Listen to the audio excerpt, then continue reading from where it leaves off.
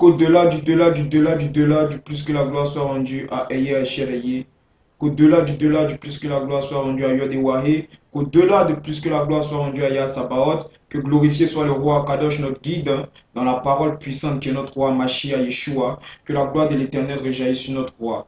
Ok? Sur ce, je vous dis Shabbat Shalom à tous les frères et sœurs. Shalom à tous les frères qui sont dans les pays chauds et toutes les sœurs. Shalom à tous les frères et les sœurs qui sont dans les pays où il fait nuit, où il fait froid, peu importe. Nous vous disons shalom, heureux Shabbat à tous. Aujourd'hui, nous allons essayer de comprendre une notion qui nous est rapportée par la parole. Comme toujours, nous sommes dans la démarche de la recherche du Mashiach, de la vérité. Voilà. Donc, sur cette notion, sur ce thème, sur cette base-là, nous allons étudier aujourd'hui un thème très important dans la parole qui nous attire notre attention. C'est quoi? C'est qu'il y a une chose qui est bien réelle dans la parole. On sait que la Bible est un ouvrage qui nous révèle la vie des Adamites, donc des descendants d'Adam, des personnes qui ont la mission de la révélation de l'Éternel à la création dans laquelle nous sommes, la création matérielle, la création physique. Alors, au fur et à mesure que les années vont passer, que les siècles vont passer, il va y avoir des Adamites qui vont se désintéresser de cette mission ou à cette mission et d'autres qui vont se préoccuper de cette mission. Alors la Bible va se centrer sur ceux qui vont se préoccuper de cette mission. Donc on a déjà, on va prendre court, on va faire vite. On a la notion de Noé avec ses fils Sem, Cham, Japheth. On voit très bien que la Bible va parler plus de Sem et de Cham parce que véritablement le patriarche Noé va révéler que Japheth, pour se connecter à l'Éternel, a besoin de se connecter à ses frères parce que on a Cham qui lui va être initié à la connaissance de son père et cela va nous être décrit de manière symbolique. Ok, voilà, par une symbolique de vin, il découvre son père nu, tout et tout. Voilà, tout ça c'est des codes pour nous révéler qu'il a été initié à la connaissance de l'Éternel. Et aussi, on a Sem dont le patriarche Noé va dire Sem, l'éternel de Sem. Donc Sem est celui qui a le potentiel de se connecter à l'éternel. Mais aussi Sem, pour se connecter à l'éternel, pour avoir une connexion à 100%, doit aussi avoir la notion de se connecter aussi à son frère qui est Cham, parce que Cham a reçu aussi une partie de cette connaissance-là. Voilà. Voilà pourquoi on va voir que dans la parole, les descendants de Sem, donc les descendants d'Abraham, vont aller sur la terre des descendants de Cham, donc les Kémètes, et après, on va avoir une fusion, c'est cette fusion qui va donner le peuple d'Israël. Bref. Donc, ici, la parole successivement va nous parler de ceux parmi les Adamites qui vont s'intéresser à la révélation de l'Éternel. Ok? On a parmi les descendants de Sem, donc après on ne va plus parler trop des Chamites parce que eux, ça ne va pas être leur truc, voilà. Ils ne vont pas trop être dans la révélation de l'Éternel, plutôt eux, ils vont vouloir aller vers l'Éternel là-bas, voilà. Et pas révéler l'Éternel ici. Mais les Sémites, eux, vont être dans cette notion-là avec Héber. Ok, après Héber, on a Abraham. Ok, après le patriarche Abraham, on a Isaac, son fils, et on a Jacob, plus que Esau. Voilà, parce qu'on va voir que Esau et Dom va se désintéresser à ça. Donc, on va plus parler de Jacob et de ses fils. Ok, et après la sortie de la terre de Kémet, on va plus parler des descendants de Jacob et des descendants de Kémet. Ok, donc de la fusion de Jacob et des Kémet qui va donner le peuple d'Israël. Donc, à ce niveau-là, les Adamiques dont la Bible va plus parler jusqu'à arriver au livre des apôtres, c'est précisément ceux qui sont descendants de Jacob, ok, donc Jacob, et descendants des Kémètes, ok, voilà, qui vont faire ce peuple-là appelé le peuple d'Israël, qui a comme prophète Moïse, ok, mais on s'étonne alors, car pendant que ce peuple est déjà établi, la notion que la Bible nous a enseignée. Donc, on doit parler d'eux jusqu'au moment de la délivrance finale. Mais on voit que la parole va parler d'eux, mais en second plan, et va mettre en premier plan d'autres adamiques. Ok? Alors, nous, on s'étonne. Pourquoi on met ces adamiques en premier plan? Est-ce que eux, à leur tour, ils ont la notion de la révélation de l'Éternel aussi? Sont-ils plus importants que le peuple d'Israël? Pourquoi la Torah, donc les 5 premiers livres, le Tanakh, de Genèse à Deutéronome va, dans Nombre 22, va donner tout un chapitre, et plusieurs chapitres, même à ces personnages-là, qui sont le roi Balak des Moab, ok, donc le roi des Moabites, et le prophète Balaam, ok. Donc on va s'intéresser à ces personnages-là, on va comprendre pourquoi, qui ils sont, ok. Voilà. Donc aujourd'hui, c'est le cours d'aujourd'hui. Donc pour cela, déjà, on va prendre euh, Nombre 22 pour avoir déjà une vue sur ces personnages. Nombre 22. Ok, donc on est à Nombre 22. Béni soit la parole de l'Éternel.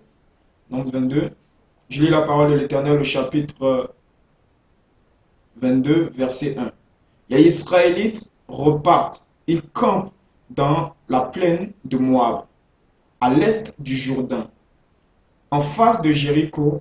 À cette époque, Balak, fils de Sippor, est roi de Moab. Il apprend ce que les Israélites ont fait aux Amorites, le roi, et tout son peuple. Aux Amorites, donc le roi et tout son peuple se mettent à trembler de peur en voyant arriver tant de Israélites. Alors, les Moabites disent aux nations, aux notables de Madian, donc les Moabites disent aux notables de Madian, ces gens si nombreux vont bientôt tout détruire autour de nous comme des bœufs qui mangent l'herbe des champs. Le roi envoie donc des messagers à Balaam, fils de Béor. Celui-ci habite Pétor sur le fleuve Euphrate, dans le pays des Amavites. Le roi de Moab envoie ce message. Il y a ici un peuple venu de Kémet. Donc on sait que c'est écrit Égypte, mais non on dit Kémet car on sait que c'est Kémet. Donc un peuple venu de Kémet qui remplit tout le pays. Il s'est installé près de chez moi. Viens donc ici, s'il te plaît, jette sur lui une malédiction, parce qu'il est plus puissant que mon peuple. Si tu acceptes, j'arriverai peut-être à le battre et à le chasser du pays. En effet, je le sais, celui que tu bénis est vraiment béni. Celui que tu maudis est vraiment maudit. Les messagers des anciens de Moab et de Madian s'en vont donc en emportant des cadeaux pour payer le voyage. Quand ils arrivent chez Balaam, ils lui donnent le message de Balak. Balaam leur dit, passez la nuit ici. Demain, je vous donnerai la réponse selon ce que le Seigneur me dira. Ok? Donc là déjà, on a une idée de qui est qui. Donc on a Balak, qui est le roi de Moab, qui, selon la manière littérale, l'entendement littéral de la parole, on nous dit que Balak, le roi de Moab, après avoir vu l'arrivée du peuple d'Israël, ok, a eu peur parce qu'il a entendu que les Israélites avaient battu, ok, des peuples, donc des Amorites, des peuples puissants, des peuples nombreux. Alors lui, il a pris peur, il dit que véritablement, hein, ce peuple-là va créer des dégâts sur sa terre, ok. Un peuple tellement puissant et tellement nombreux, ils vont créer des dégâts. Alors lui, il veut pas d'eux sur sa terre, ok. Voilà. Donc, pour cela, il entreprend une solution, ok, à ce problème qui est l'installation des Israélites sur sa terre. Et quelle est la solution? La solution, c'est de faire appel à un personnage qui s'appelle Balaam, ok. Donc, le verset 8 donc, du chapitre 22 va nous dire que Balaam, c'est un serviteur aussi de l'Éternel, ok. Voilà, donc, on a deux personnages, on a le personnage Balaam et on a le personnage Balak. Ok? Donc, les serviteurs de Balak, le roi, vont arriver chez Balaam et vont lui dire, voilà, le roi veut que tu viennes maudire les Israélites pour qu'ils puissent les battre. Alors lui, il va leur dire, restez là, on va voir ce que le Seigneur va dire. Donc moi, je suis messager du Seigneur, donc j'attends ce que le Seigneur va m'enseigner. Donc en fonction de ce que le Seigneur va me dire, c'est en fonction de ça que je vais pouvoir agir. Ok? Voilà. Donc, nous, ce qu'on veut savoir, c'est que pourquoi le roi Balak, étant un roi, sachant que, selon la base que la parole nous donne ici, sachant que le peuple israélite qui est venu sur son territoire a battu les Amorites, donc sont plus forts que lui de manière physique, de manière militaire, pourquoi il entreprend de battre ces personnes-là? Pourquoi pas avoir une notion d'union avec ces personnes-là? Pourquoi pas utiliser la médiation avec ces personnes-là? Parce que je sais déjà qu'ils sont puissants que moi. Alors, vaut mieux collaborer avec eux que de partir en combat avec eux. OK? Parce que si pour partir en combat avec eux, j'ai besoin qu'un homme de manière spirituelle puisse venir euh, euh, euh, euh, briser de manière spirituelle ces personnes pour que moi j'ai le potentiel donc déjà me battre avec eux, c'est un problème. Donc si déjà mon potentiel physique ne me permet pas de me battre avec eux, vaut mieux aller à la paix, aller au dialogue. Mais pourquoi il s'entête à entreprendre d'affronter ce peuple qui est plus puissant que lui? Nous, on ne comprend pas. Ok? On ne comprend pas. Pourquoi? Quel est son truc? Pourquoi forcément se battre? Parce qu'ils sont déjà forts que toi. Ok? Vaut mieux la paix que la guerre. Parce que tu as beaucoup de chances de perdre. Et tu as conscience que tu vas perdre si tu vas en conflit avec eux. Alors pourquoi aller en conflit avec eux? Quelle est la base? La base, on voit que la base n'est pas simplement le fait que les Hébreux aient battu les Amorites ou que le fait que les Hébreux soient sur son territoire. Parce que de manière terre à terre, ils pouvaient échanger avec les Hébreux. Ok?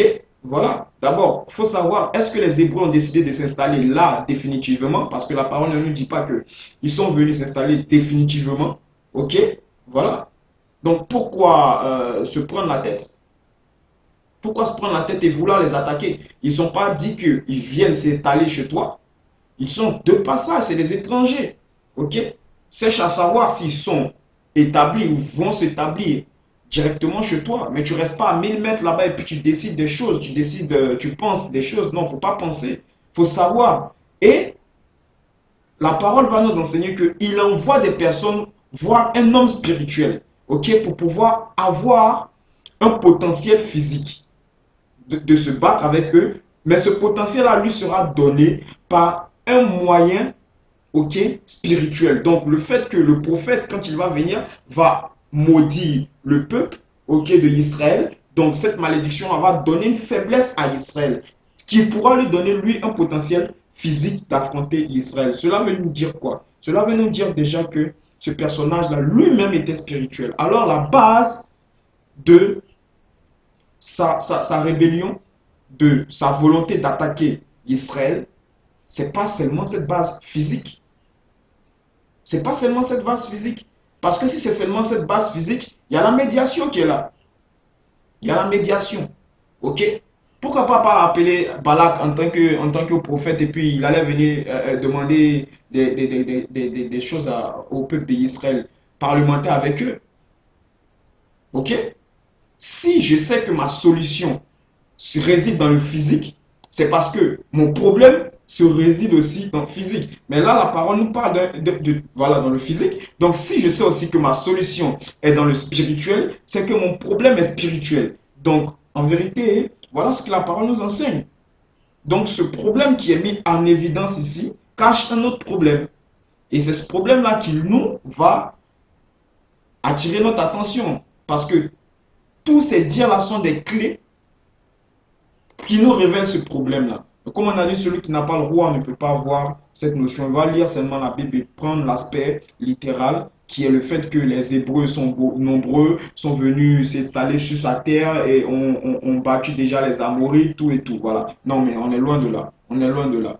Parce que là, il y a une solution, il y a une porte. Mais ils n'utilisent pas la porte de la médiation. Non, ils ne préfèrent pas cette porte-là. Il veut la guerre.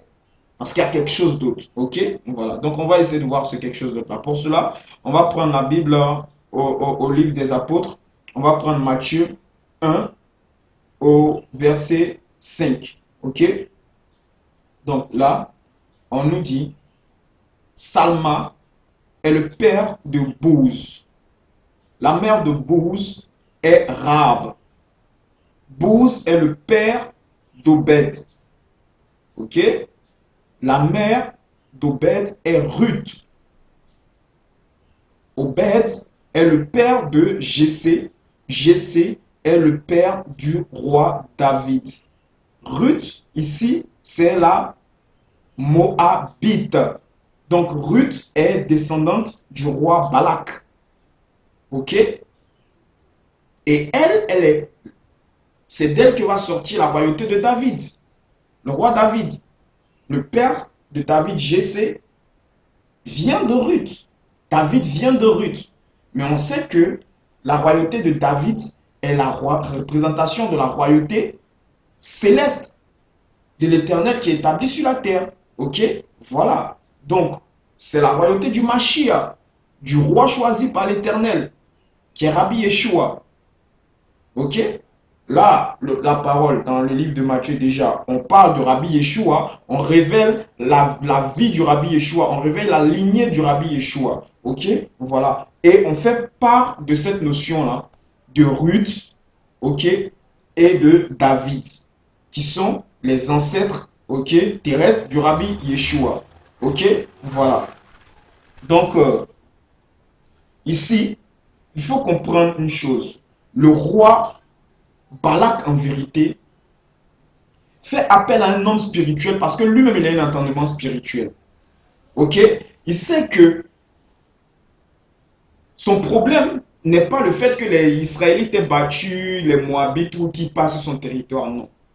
C'est beaucoup plus profond. Il a su, lui, que la royauté de l'Éternel sur la terre allait sortir de lui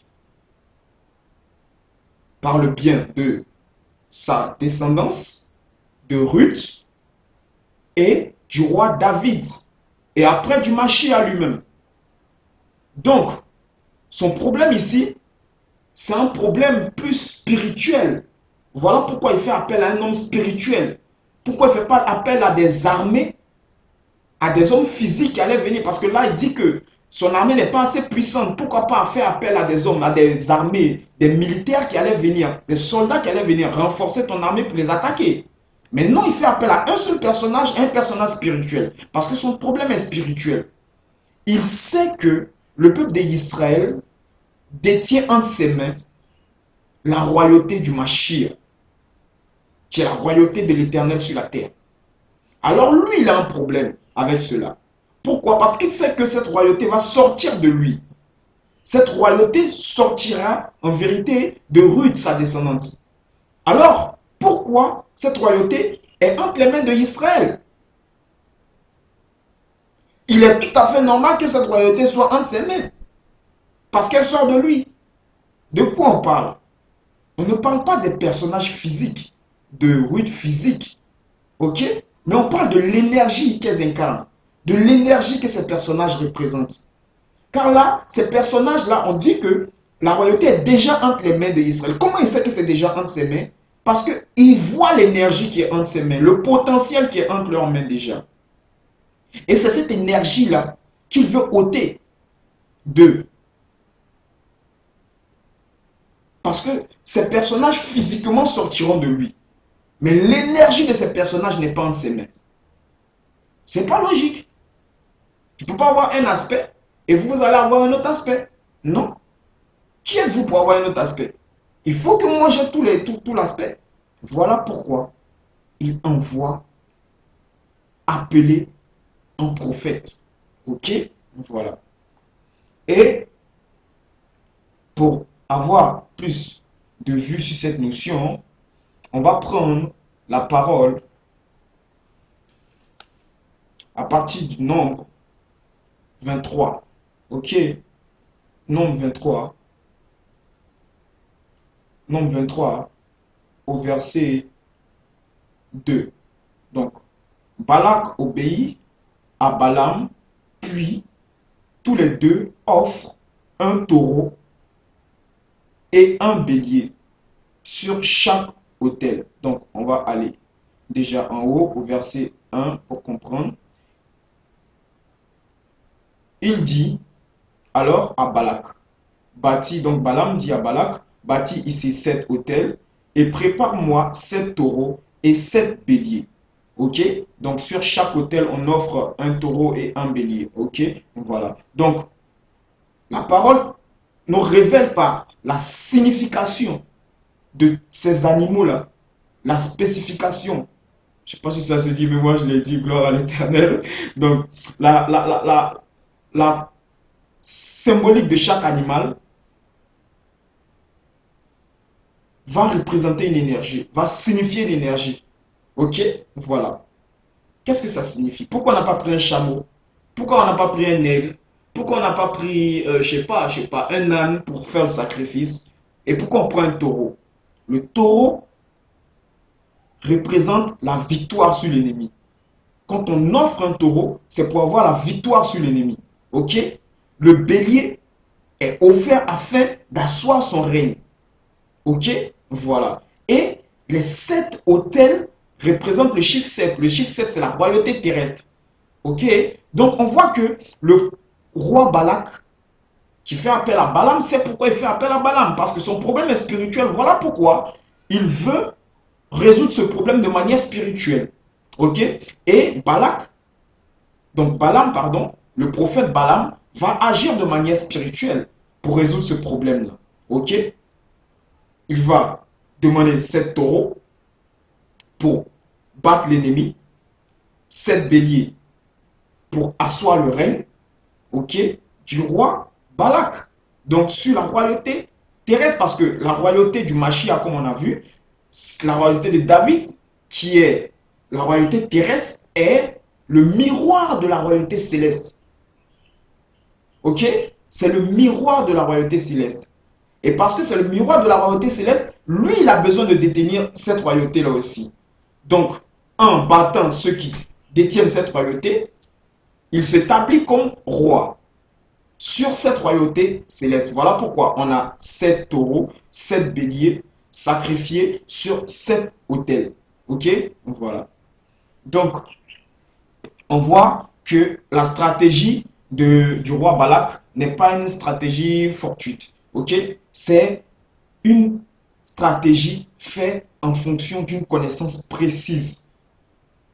La parole nous révèle ici à quel point les anciens, malgré la faute d'Adam, ok, donc ce qui faisait qu'ils étaient dans une régression très très dangereuse, très basse dans la spiritualité, mais on révèle à quel point ils étaient hauts. À quel point ils étaient hauts. Ok? Donc on comprend maintenant pourquoi ce roi-là veut du mal au peuple israélite. Ok? Il veut détenir la notion spirituelle. Mais pourtant, à lui, on a donné la notion matérielle, la notion physique. Donc, la semence. Mais tu ne peux pas avoir l'énergie de la semence. Tu ne peux pas tout avoir. Ok? Mais lui, il voulait tout. Ok? Donc, voilà pourquoi lui, il est véritablement contre le peuple d'Israël. Le peuple d'Israël n'a rien fait. Mais, pour lui, le peuple d'Israël a en faute parce qu'il détient l'énergie du potentiel qu'il a. Donc, il me faut l'énergie. Lâchez-moi l'énergie là. Voilà. Ok? Voilà. Donc, on va essayer de comprendre maintenant une autre chose. C'est laquelle? C'est pourquoi il fait appel au prophète Balaam. Et qui est ce prophète Balaam? Qui il est? On voit que dans le verset 6, on va le relire. Viens donc ici, s'il te plaît. Donc c'est Balak qui parle. Donc ces messagers sont en train de parler à Balaam, le prophète Balaam, ok, de la part du roi Balak. Donc je reprends. Viens donc ici, s'il te plaît.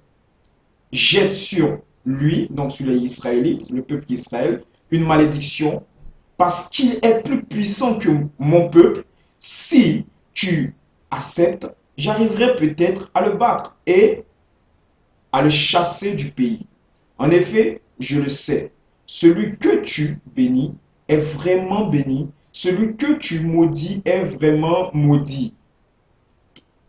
Il devait être terrible, il devait être puissant. Ah, voilà, à un point tel que sa bénédiction ne peut pas être brisée, sa malédiction ne peut pas être brisée. Ok? Donc ce prophète-là devait avoir de l'énergie. Alors, de qui cette énergie venait? À qui il était connecté? Alors on continue le verset 7. Donc là, je vous rappelle qu'on est dans le verset, dans le chapitre 22. Ok? Au verset 6, on va prendre le verset 7 maintenant. Les messagers des anciens de Moab et de Madian s'en vont donc en emportant des cadeaux pour payer le voyage. Ok? Quand ils arrivent chez Balaam, donc c'est maintenant qu'ils arrivent, là c'était la commission. Ok? Quand ils arrivent chez Balaam, ils lui donnent le message de Balak. Balaam leur dit, passez la nuit ici, demain je vous donnerai la réponse selon ce que l'Éternel, ici c'est mis le Seigneur, donc le Yah me dira. Ok? Donc on voit que ce personnage était aussi serviteur du Yah, donc du Seigneur, de l'Éternel. Pendant que Moïse était prophète de l'Éternel, il y avait un autre prophète qui était aussi terrible, dont les malédictions ne pouvaient être défaites par aucune autre personne, dont les bénédictions ne pouvaient être défaites par aucune autre personne. On sait que ça, c'est l'énergie de l'Éternel, c'est lui qui fait et personne ne peut défaire, c'est lui qui défait et personne ne peut faire. Ok, voilà. Donc pour beaucoup de personnes qui se disent que Moïse a été le seul grand prophète en son temps, en vérité, la parole nous enseigne que il y avait aussi un prophète établi. Pourquoi? Parce que l'Éternel est juste.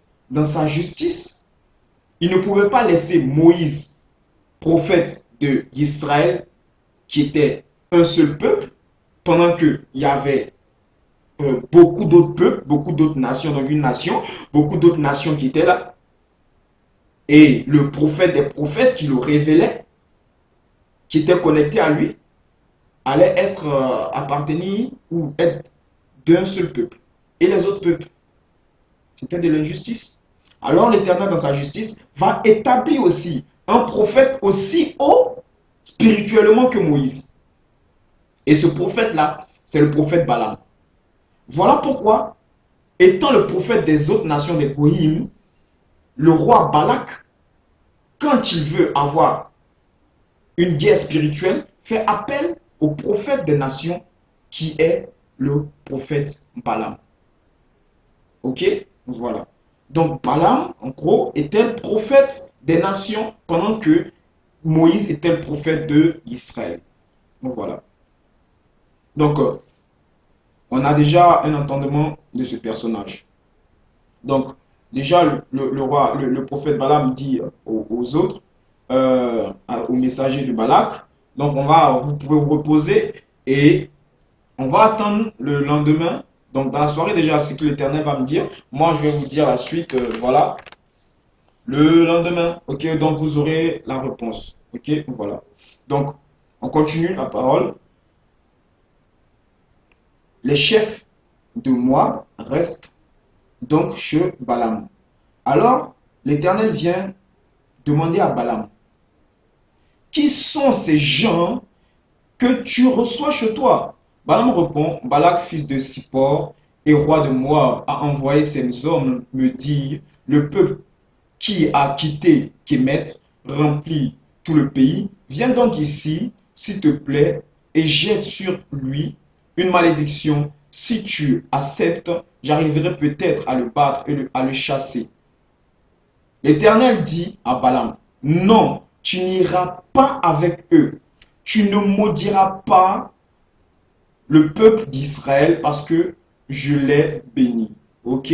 Donc, dans la Torah, ok, donc dans les écrits hébraïques, on va dire, Voilà. Donc pour ceux qui ne connaissent pas, qui ne savent pas quand on parle de Torah, déjà quand on parle de Torah, on parle du Tanakh, des 5 livres. Ok, c'est eux qui sont appelés Torah. Aussi, les commandements aussi sont appelés Torah. Ok, voilà. Donc les 613 mitzvot, les 613 commandements de l'Éternel, de la volonté de l'Éternel sont appelés Torah. Mais aussi, les 5 premiers livres de Genèse à Deutéronome sont appelés Torah aussi. Donc voilà. Donc on peut, quand je veux parler de Torah, je peux parler de soit des commandements ou soit des livres.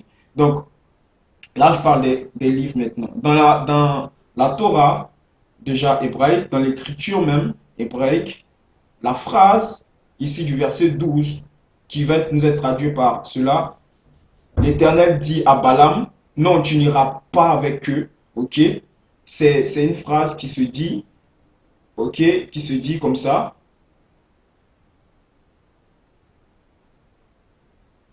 l'hôtelaire Haïm Mahim. Ok? Voilà. L'hôtelaire Haïm Mahim.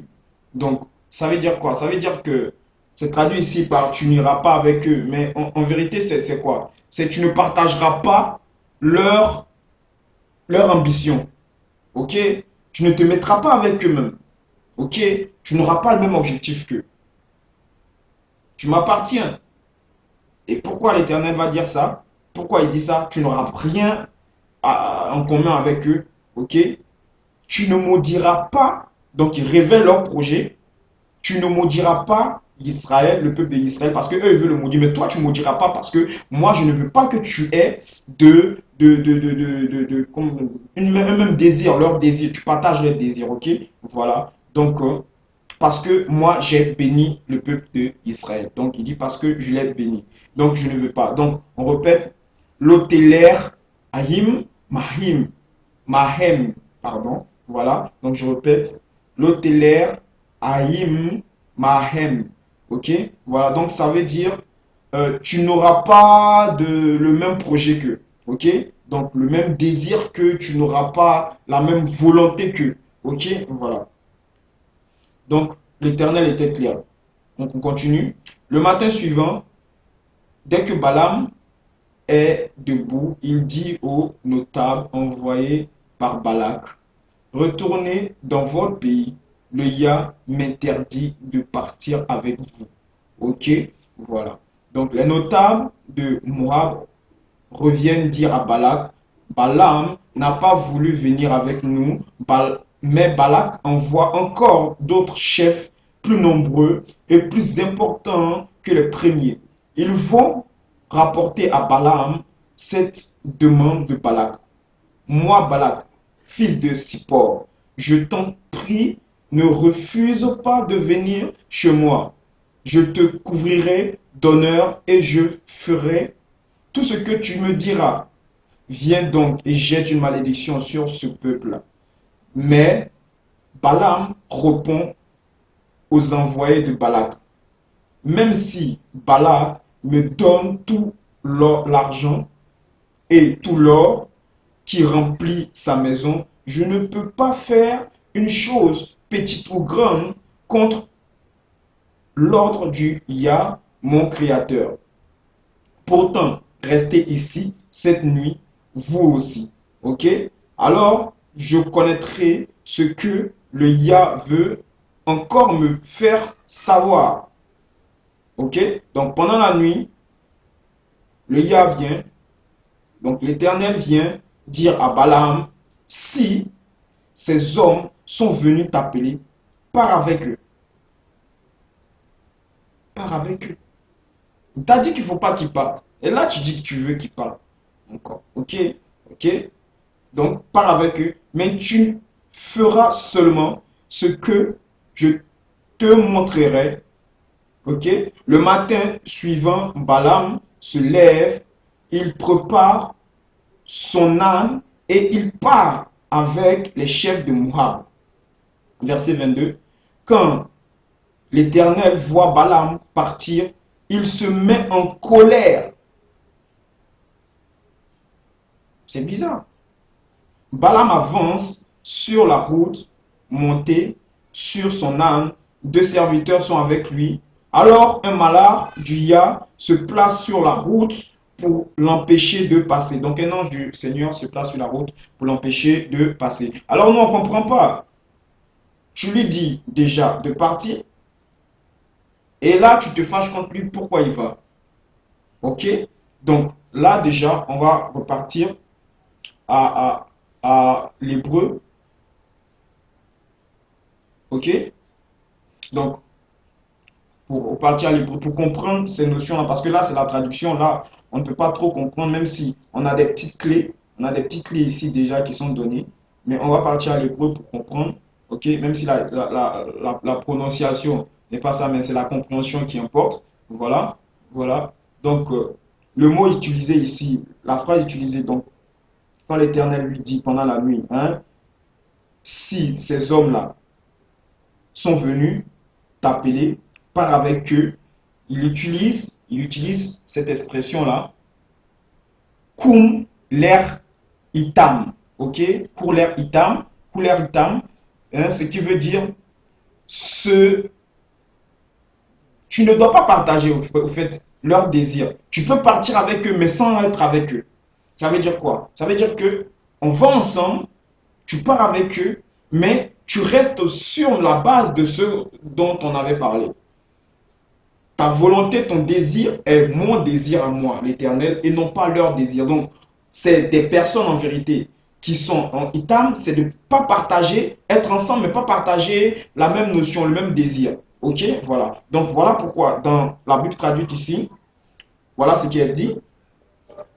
Mais, ajouter à, pars avec eux, mais tu feras seulement ce que je te montrerai. Ok? Donc, pour dire en vérité que tu vas avec ma volonté. Toi et moi, on doit être connectés ensemble, ok? C'est notre désir ensemble, ok? Mais pas leur désir, ok? Donc maintenant, on va voir pourquoi l'Éternel se fâche.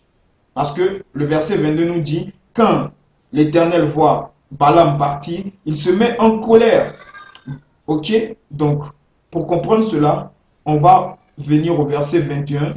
Le verset 21 nous dit, le matin suivant, Balaam se lève, il prépare son âne et il part avec les chefs de Moab. Donc, dans la notion hébraïque va nous donner cela, ok? Sari, non, Vayeler, Him, Sari, Moab. Donc, Vayeler, Him, Sari, Moab, ça veut dire partager le même objectif, partager la même notion. Donc ce partir-là, cette manière de dire il est parti avec les chefs de Moab, c'est qu'il est parti pas comme le Seigneur lui avait dit. Le Seigneur lui a bien sûr dit pas, mais pas, tu ne vas pas selon le désir de ceux qui sont venus te voir. Tu vas selon mon désir. Mon désir, c'était quoi? C'était le premier désir que je t'ai donné, le fait de ne pas maudire le peuple d'Israël. Ok? Mais là, on voit que le Seigneur lui dit de partir, et quand il part, le Seigneur envoie un malade pour l'empêcher de partir. Car le malade va être devant lui, et son âne ne va pas vouloir avancer. Il va chicoter même son âne plus tard. Donc,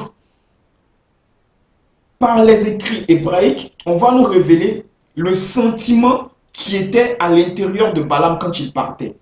Donc, il n'est pas parti avec la volonté du Seigneur, le désir du Seigneur, donc de bénir le peuple d'Israël. Il est parti plutôt avec le désir de maudire le peuple d'Israël. Ok?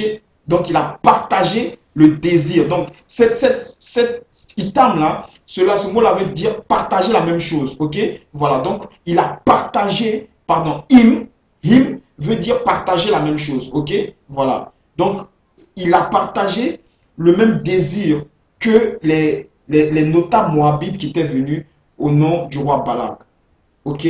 Voilà. Donc, c'est parce qu'ils partageaient le même désir que l'Éternel a empêché de partir. Parce que je ne t'ai pas donné le OK pour partir, pour partager le même désir. C'est mon désir que tu devais partager. Tu dois partir en ayant en cœur ma volonté et pas leur volonté. OK? Voilà.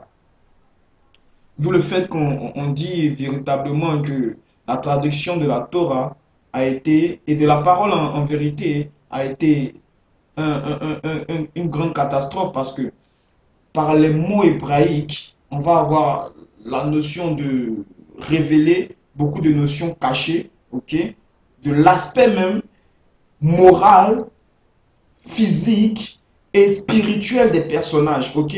Voilà, donc de nos ancêtres. Mais là, dans la traduction, on n'a pas toutes ces notions-là. Voilà, par moment, on va laisser des petites clés, ok? Pour ceux, bien sûr, par le roi Kadosh qui vont pouvoir voir ces clés-là. Mais celui qui veut lire, étudier la parole sans avoir le roi Kadosh ne peut pas voir ces clés-là, ok?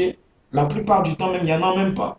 Ok, c'est difficile, mais gloire soit rendue à l'Éternel pour ce don magnifique qu'il nous a fait. Donc, par la suite, on va voir que l'ange va empêcher Balaam de partir et Balaam va chicoter son âne parce que son âne ne va pas vouloir bouger. Après, Balaam va s'arrêter. L'ange va lui dire que ton départ là, c'est quelque chose de dangereux. Ok? Par la suite, on va apprendre pourquoi c'est dangereux. Ok? Donc maintenant, pourquoi Balaam, lui, malgré les dits de l'Éternel, a en cœur la même notion, le même désir que le roi Balak. Ok? On peut dire non, parce que on va voir dans la parole, que ce soit dans le verset 23, dans le chapitre 23, hein, dans le verset 1, au verset 11, ou bien 12 même, au verset aussi 13, jusqu'au 24, ok, jusqu'au verset 10 du chapitre 24, on a le prophète Balak qui bénit Israël. Ok? Mais on va avoir une clé. Pour comprendre ces notions-là, on va avoir une clé. On va prendre la fin de chaque bénédiction, qui sont les plaintes de Balak. Ok? Donc, après la bénédiction du prophète Balaam sur Israël, voilà ce que Balak dit. On va prendre déjà au nombre 23, verset 11. On va voir ce que Balak dit. Donc, le roi Balak dit à Balaam, qu'est-ce que tu m'as fait là? Je t'amène ici pour maudire mon ennemi et toi, tu le couvres de bénédictions. Balaam répond, quand je parle, est-ce que je ne dois pas dire seulement les paroles que le Yah met dans ma bouche? Car là, si on repart au verset au chapitre précédent, donc au chapitre 22, si vous lisez la partie où le Malarim est en train d'échanger avec lui, notamment au verset 31 du chapitre 22, le Malarim lui dit clairement, quand tu vas partir, il faut que tu racontes ce que l'Éternel te dit. Ce que l'Éternel mettra dans ta bouche, il faut que tu dises ça. Donc en vérité, les bénédictions qui sortent de la bouche de Balaam ne sont pas sa volonté, mais c'est ce que l'Éternel lui donne, c'est ce qu'il répète. Mais sa volonté à lui, c'est la malédiction, l'envie de maudire le peuple d'Israël. Donc tu peux voir des bénédictions sorties de ce personnage, mais le cœur, c'est la malédiction. Voilà pourquoi aussi dans la parole, on va dire, l'Éternel va nous enseigner, par exemple, dans les Télim, dans les psaumes, il va nous enseigner que des personnes, peut-être par moment, ont des bénédictions dans la bouche, mais dans leur cœur, c'est que de la malédiction. Ils peuvent te dire, oui, tu es béni, tu es ça, mais dans leur cœur, c'est de la malédiction. Ok? Ça démontre, ça révèle de manière franche, ok?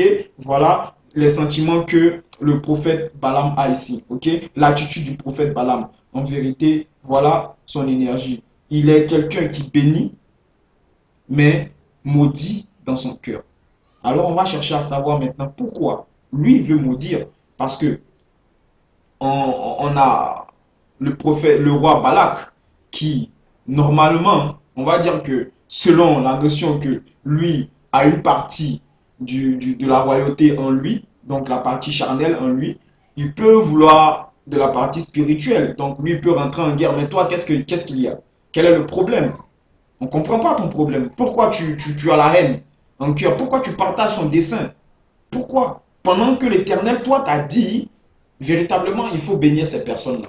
Donc pour cela, on va voir pourquoi le prophète Balaam, est en colère. Ok? A un problème aussi contre les Israélites. Pourquoi? Déjà, il faut savoir une chose. C'est que il est au même niveau que Moïse. Ok? Il est au même niveau que Moïse. Et lui, il a en charge toutes les nations. Ok? toutes les nations. Et Moïse a en charge qu'une seule nation. Qu'une seule nation. Alors sur ce plan-là, il se dit véritablement, mais ce n'est pas normal que celui qui est en charge d'une seule nation a la mission adamique, la mission de révéler l'Éternel, ce qui est la mission de conduire toutes les nations.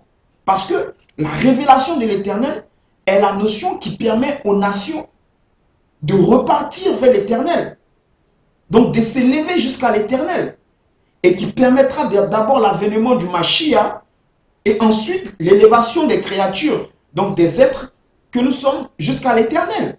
Ok? Mais pourquoi lui, qui a en charge une seule nation, a cette mission entre les mains? C'est pas normal. C'est moi qui devais avoir ça parce que moi, l'Éternel m'a confié toutes les nations. S'il m'a confié la majorité des nations, c'est parce que j'ai le potentiel de le gérer. Mais comment celui qui a le potentiel de gérer une seule nation, on lui donne en vérité la direction de toutes les nations? C'est pas normal. Une autre notion qui va permettre au prophète Balaam d'avoir cette notion mauvaise contre les Israélites, mais en vérité, il a un problème pas avec tous les Israélites, mais seulement avec Moïse. Voilà, parce que c'est Moïse qui est son vis-à-vis, c'est Moïse qui est son acolyte. Quand je dis acolyte, qui est le personnage en face de lui, ok, qui a le même degré que lui. Donc, pour comprendre pourquoi il est si vénère contre Moïse, si énervé contre Moïse, si en colère contre Moïse et sur quoi il se base, on va aller dans Exode, ok, Exode 2. Rapidement, Exode 2, on va prendre Exode 2, 16, Exode 2, du verset 16 au verset 12, ok.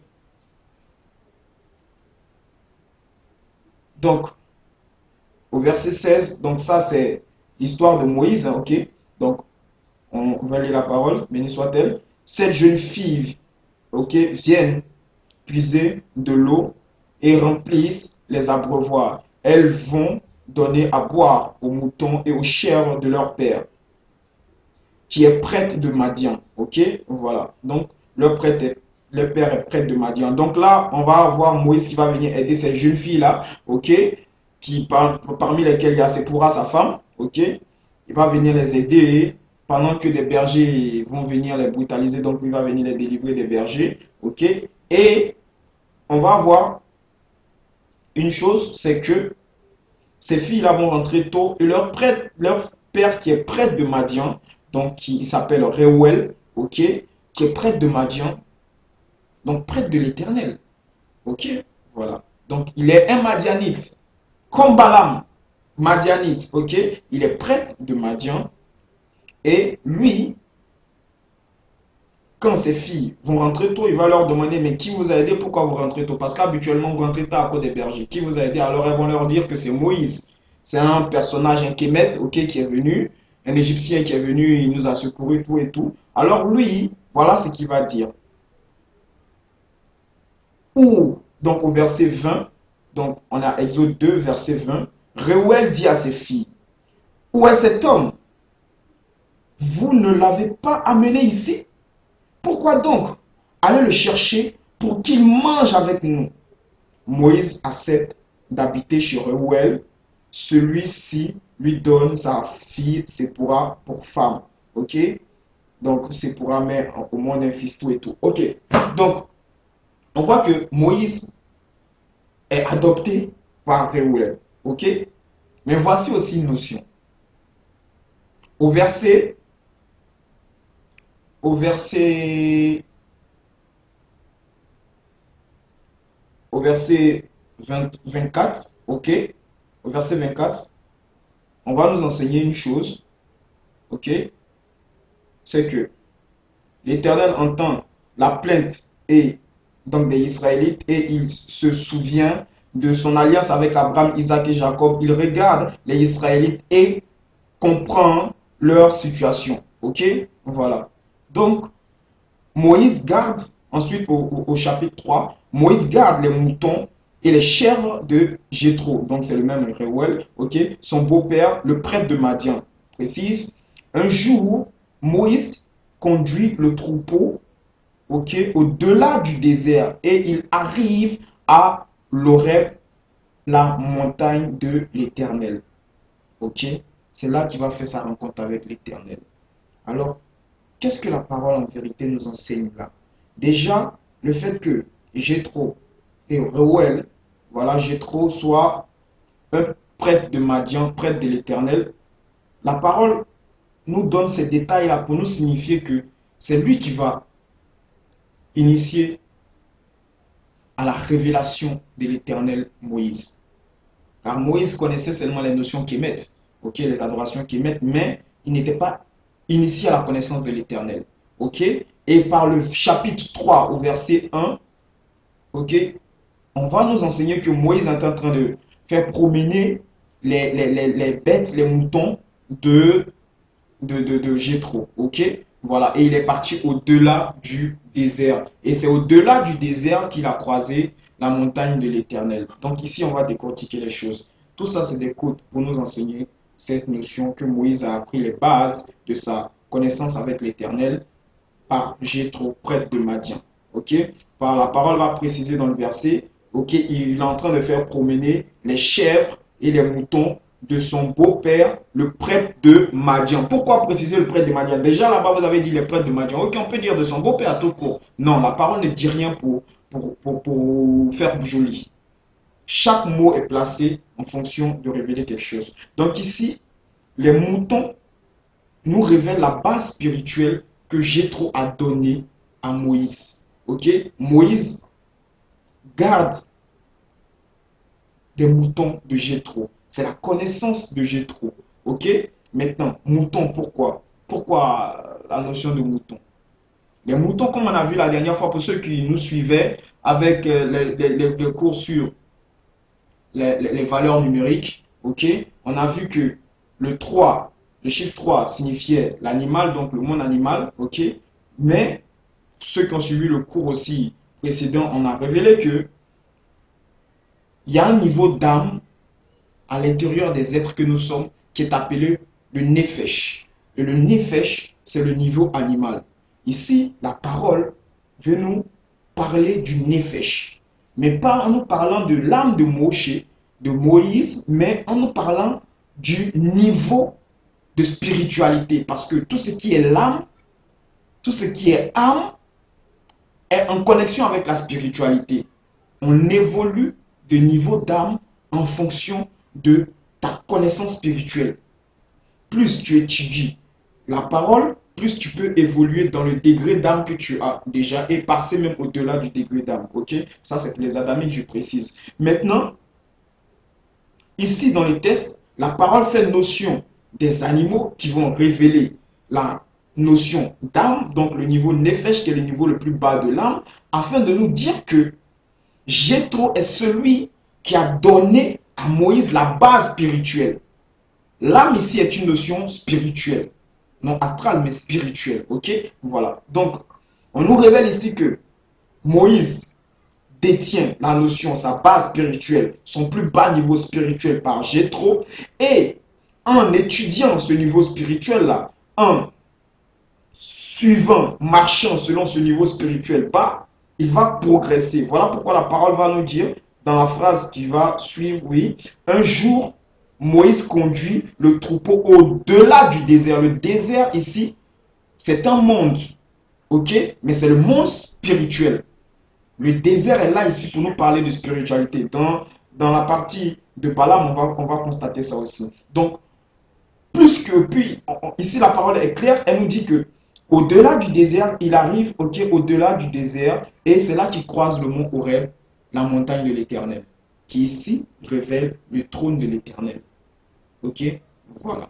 Donc, ici, Moïse a détenu cette base spirituelle que Jéthro lui a donnée, et il a entretenu cette base spirituelle. Il s'est amélioré. Et parce qu'il s'est amélioré, il est arrivé au point de se connecter à l'Éternel.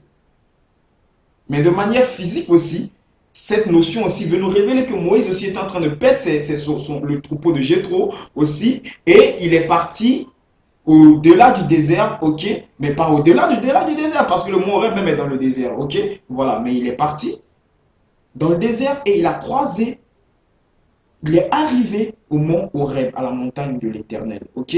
Voilà. Mais de manière spirituelle, voilà ce que la parole veut nous enseigner.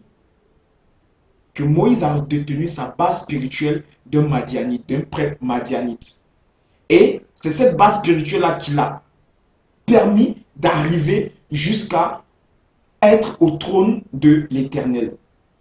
Comme on va voir, il va être au trône de l'Éternel où il va pouvoir détenir les tablettes de l'Alliance. Et en vérité, voilà comment nous savons que c'est le trône de l'Éternel. Parce que le trône de l'Éternel est représenté par sa couronne. Spirituellement, c'est la force. La force du trône de l'Éternel, c'est la couronne. Ok, on l'appelle la couronne. Et là, le nom qui est établi à la couronne, le nom de l'Éternel, ce nom de l'Éternel, c'est le premier nom que Moïse va recevoir de l'Éternel. Quand il va arriver au mont Horeb, il va lui dire, je suis. Donc, on va prendre rapidement la parole. Ok, donc ça, c'est au verset 13 du chapitre 3 de Exode. Donc, je lis rapidement. Moïse dit à l'Éternel, bon, je vais donc aller trouver les Israélites. Je leur dirai, l'Éternel de vos ancêtres, ok, m'envoie vers vous.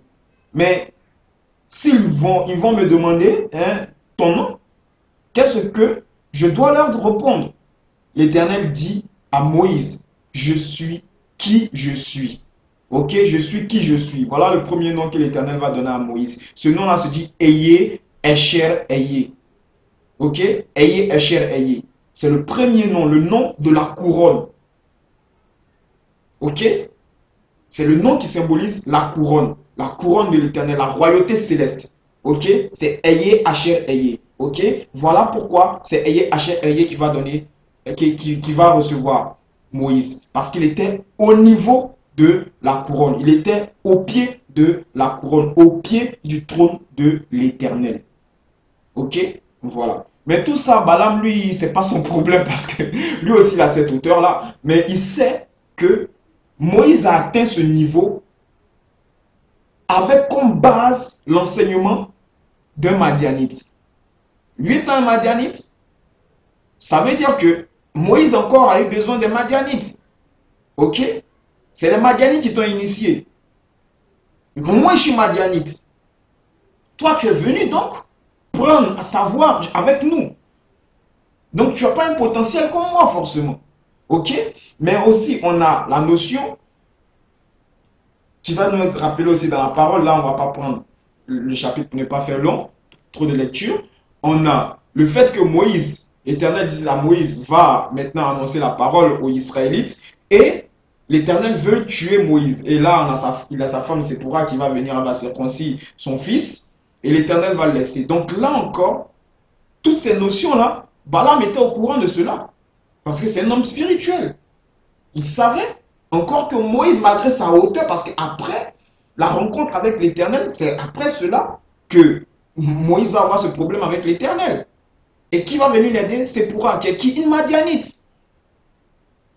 Donc, en tout état de cause, malgré ton début, c'est fait par un Madianite, ton élévation grâce à un Madianite, et malgré ton élévation, quand tu es dans les problèmes, c'est une Madianite qui vient t'aider. Alors, véritablement, toi, le Israélite, tu n'as pas le potentiel d'un Madianite. Donc, moi, le Madianite, je suis tout à fait dans les droits de posséder la mission adamique. Parce que je suis aussi un adamique. Ok? Voilà le problème de notre ami Balaam. Voilà pourquoi Balaam était si en colère. Ok? Donc, on va revenir à notre verset rapidement. Donc, notre chapitre de Nombre 22. On va prendre Nombre 23. Ok? Donc, voilà pourquoi Balaam, dans son cœur, était d'accord avec Balak. Parce que Balak en voulait au peuple israélite, mais Balaam, lui, il en voulait à Moshe. Voilà. Ils avaient un point commun. C'est quoi? Les Israélites détiennent ce qu'ils ne doivent pas détenir. Les Israélites détiennent ce qu'ils ne doivent pas détenir. Voilà pourquoi on doit le leur arracher. On doit le leur arracher. Ok? Alors, selon la notion spirituelle, on va comprendre comment Balaam comprenait le fait que Moïse soit aidé, parce que dit comme ça, Moïse a été aidé par sa femme Madianite, son beau-père Madianite, tout et tout. On ne peut pas comprendre, mais c'est vrai, ils ont été aidés, mais c'est lui que l'Éternel a choisi. Alors pourquoi toi, un homme spirituel avec une telle hauteur aussi, comment peux-tu te lever contre lui? Mais qu'est-ce que lui il comprend? Qu'est-ce qu'il sait? Qu'est-ce que la signification de cela? Le fait que Moïse soit enseigné par un Madianite, aidé par une Madianite. En vérité, la parole nous enseigne deux notions. La force, comme on a vu, ceux qui nous suivent, la force masculine et la force féminine. La force masculine, c'est elle qui reçoit en premier l'information et révèle à la force féminine. La force masculine, c'est la force qui dirige. Et non pas qui est dirigée, c'est elle qui dirige. Moïse étant venu apprendre, recevoir sa base d'un Madianite, cela fait de Moïse un féminin. Ok? Cela fait de Moïse un féminin. Voilà pourquoi lui se base sur ces notions-là pour dire que lui, il est un masculin parce que les Madianites sont ceux qui vous enseignent. Alors, il y a les Israélites aujourd'hui ne peuvent pas se lever parce qu'avant Moïse, aucun Israélite qui était dans le pays de Kémet, là-bas dans le pays d'Égypte, n'avait reçu la connexion avec l'Éternel, savait que voilà l'Éternel, il fallait l'adorer comme ça, comme ça, comme ça. Ok? J'ai trop été haut que ces personnes-là qui étaient sur le terrain là-bas. Voilà. Et même Balaam maintenant, qui était lui le prophète. Jéthro était un prêtre, mais Balaam était un prophète. Terrible. Et la parole nous l'enseigne. Ces malédictions étaient malédictions, ces bénédictions étaient bénédictions. Il n'y avait pas notion de retour en arrière. Pour vous dire la connexion qu'il avait avec l'Éternel. D'où le fait que lui se dit que, en venant faire ses sacrifices, étant lui le masculin, étant un madianite, donc un masculin, celui qui reçoit l'information en premier, l'énergie émanant de l'Éternel en premier vis-à-vis des Israélites et qui lui l'enseigne aux Israélites, si lui demandait au Seigneur de reprendre la mission adamique, le Seigneur allait lui donner. Alors, il est d'accord avec les notions de sacrifice que Balaam fait. Et c'est lui qui dit à Balaam, voilà les sacrifices que tu dois faire. Ok, voilà les sacrifices que tu dois faire. C'est pas Balak qui réfléchit à ça. Non, c'est Balaam qui va lui dire, voilà les sacrifices que tu dois faire. Il faut que tu fasses ça. Prends le taureau, prends le bélier, cet autel. Parce qu'il sait comment ça fonctionne. Parce que lui aussi, il a un but. Le but d'ôter la mission adamique entre les mains de Moshe, entre les mains de Moïse. Voilà son but. Ok? Parce que pour lui, Moïse n'est pas la force masculine. Il n'est pas la force qui doit détenir cette mission. Il est trop faible pour ça. Car l'Éternel t'a appelé, tu es monté jusqu'au trône de l'Éternel et tu n'es même pas capable de savoir que ton fils, tu dois le circoncire. C'est une Madianite qui est obligée de venir t'aider encore. Mais c'est que, comment pourrais-tu être capable de mener à bien cette mission? C'est pas possible. Donc il faut que je te l'arrache.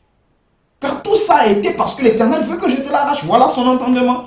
Alors voilà pourquoi il va entreprendre de faire ses offrandes, ses sacrifices, en se disant que si lui le fait, l'Éternel étant juste, l'Éternel saura pourquoi lui le fait. Et parce que c'est sa base, la base de son action est juste, parce qu'il trouve, il sait que Moïse ne fait pas le poids, Moïse ne représente pas la force masculine, ok, selon sa compréhension, ici, selon toutes les données qui sont en sa possession.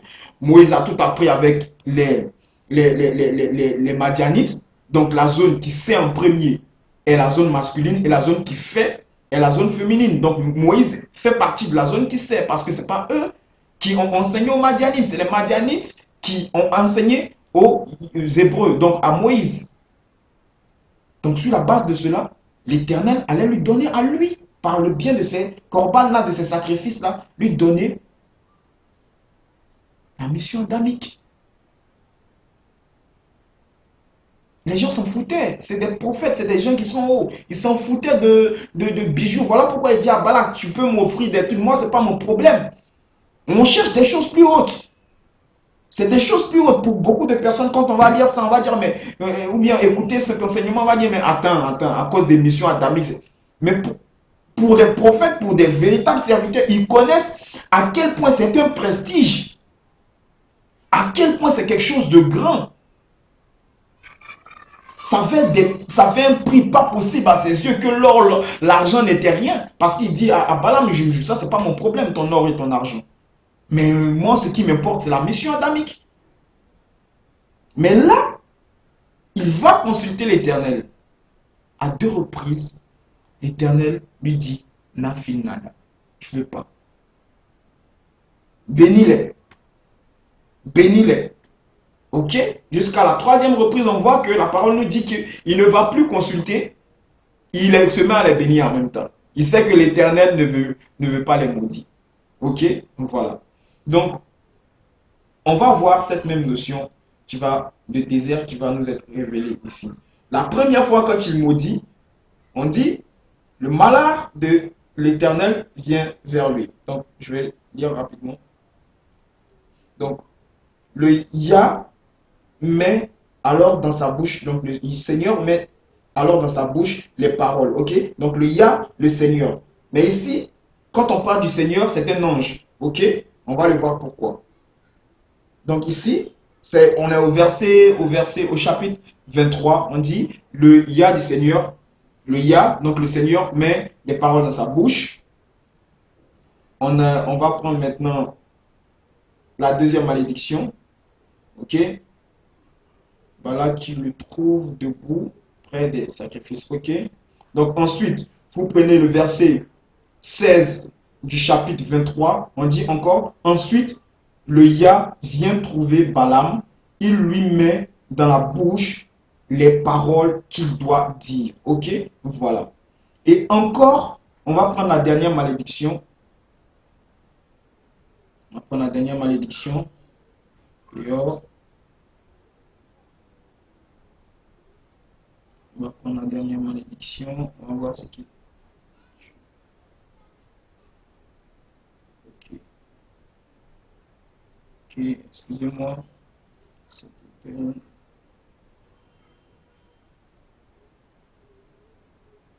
Ok.